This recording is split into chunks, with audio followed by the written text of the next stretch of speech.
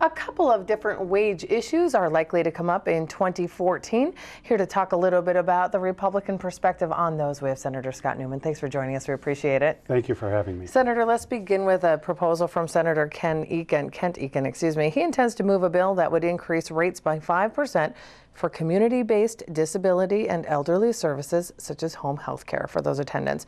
Would you support this or any increase in this area? Well, if I understand it correctly, and this is a fairly new proposal, so I can't claim any great degree of expertise in it, but if we are talking about increasing the wages for personal care attendants and those folks who work in nursing homes, that type of thing, the answer is yes. I would support getting more money into that field by way of budgeting for it.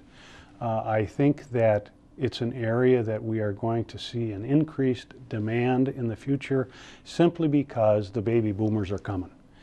And this is a group of providers that really hasn't had any meaningful increases in quite some time. So the answer to your question from the 10,000-foot view is yes, I would support that. In a non-budget year? In a non-budget year? Yeah, I think we should talk about it. My concern of this proposal is whether it is being tied to your second topic for today, and that is minimum wage. And that would be of concern to me, and I don't know if it is. But I would be concerned if the effort is to use personal care attendants and folks who work in a nursing home setting, for instance, use those to support an increase in the minimum wage. That would concern me a good deal. And there is some discussion that that could happen, but let's talk about just the minimum wage then, excluding the PCAs. Sure. Minnesota does currently have one of the lowest minimum wages in the nation. So the House and Senate did pass two different versions of pay increases. The House is at $9.50 an hour by 2015, and the Senate is at $7.75. Now, as a member of the minority party, how do you move forward with this in 2014? Do you advocate for the lower wage? Do you stay away from it altogether? What would you do?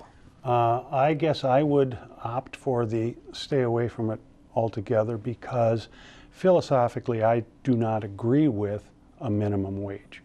And I'll tell you a real quick story.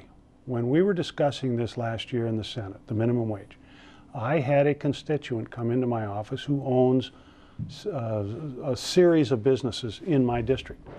And he said, Newman, he says, you pass this minimum wage, I can tell you that two things are going to happen for sure. The first thing I'm going to do is, I'm going to have to do is cut back on my employees' wages. And the second thing is, if I can't control it that way, I'm going to have to start laying people off.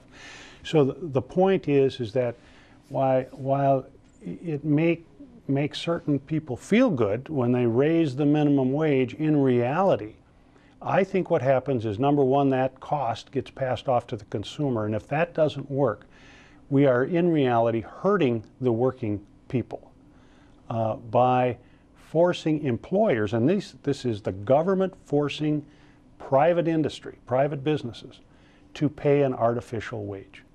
And I don't agree with that philosophy.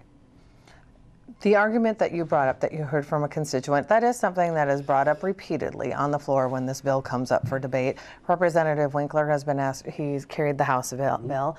He's been asked about it repeatedly, and he says historically it just doesn't hold any, the teeth aren't there. That traditionally businesses don't necessarily lay off employees, and they mumble and grumble about it, but they do implement this. So does that argument really have any bite to it? It does if my constituent who is a businessman comes to me and tells me this is what I'm going to have to do, versus a legislator saying I don't really believe what the businessman is going to do. Under those circumstances, on balance, I would have to listen to the businessman because he is the one that is closest to the problem. And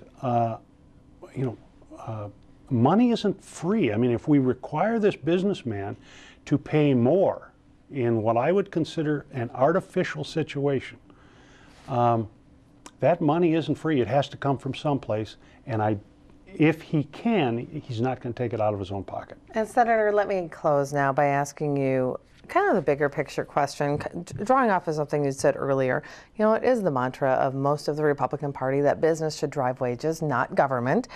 But given that median incomes in America have gone down consistently over the last 5 years, at some point can government step in to try to push it up? I guess that is the underlying philosophical discussion. And what it really comes down to, in my estimation, is what is the role of government? And in my estimation, this country has been built on private enterprise and entrepreneurs. And if, in reality, if we will simply provide the opportunities for education and then let our American businesses do what they do best, and that is succeed, and get the government out of the way, then I believe those wages will come up. I'm certain this discussion will come up again in 2014. Thank you for joining us, Senator. We appreciate it. Thank you very much.